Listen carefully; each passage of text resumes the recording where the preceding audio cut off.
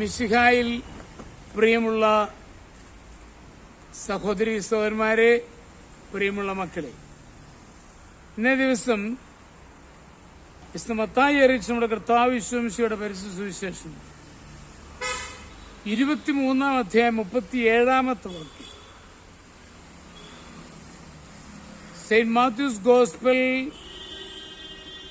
Chapter 23 verse 37. Jerusalem Jerusalem, പ്രവാചകന്മാരെ വധിക്കുകയും നിന്റെ അടുത്തേക്ക് അയക്കപ്പെടുന്നവരെ കല്ലെറിയുകയും ചെയ്യുന്നവനല്ലേ.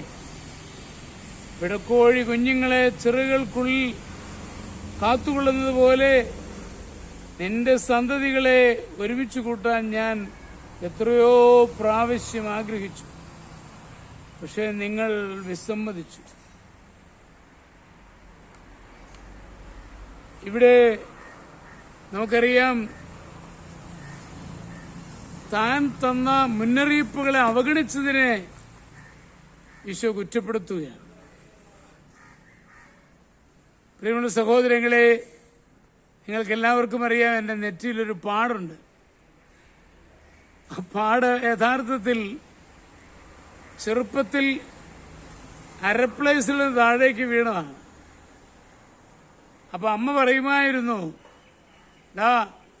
അരപ്ലേസ് തന്നെ കയറി ഇരിക്കരുത്,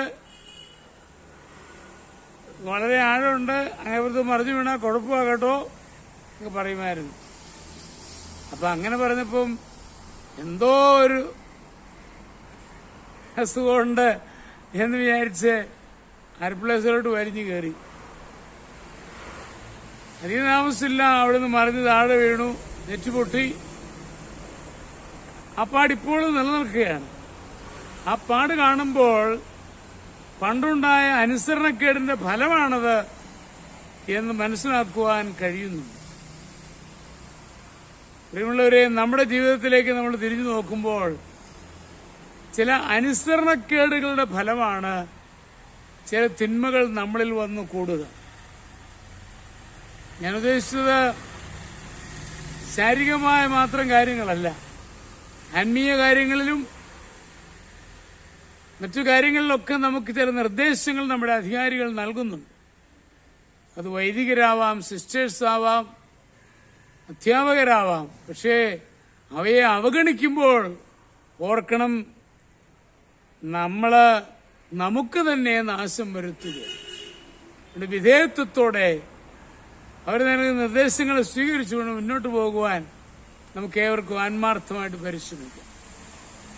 നമ്മുടെ കർത്താവ് മിശിഹായുടെ കൃപയും പിതാവായ ദൈവത്തിന്റെ സ്നേഹവും പരിശുദ്ധാത്മാവിന്റെ സഹവാസവും നിങ്ങളെല്ലാവരോടും കൂടി ഉണ്ടായിരിക്കട്ടെ, എപ്പോഴും എപ്പോഴും എന്നേക്കും.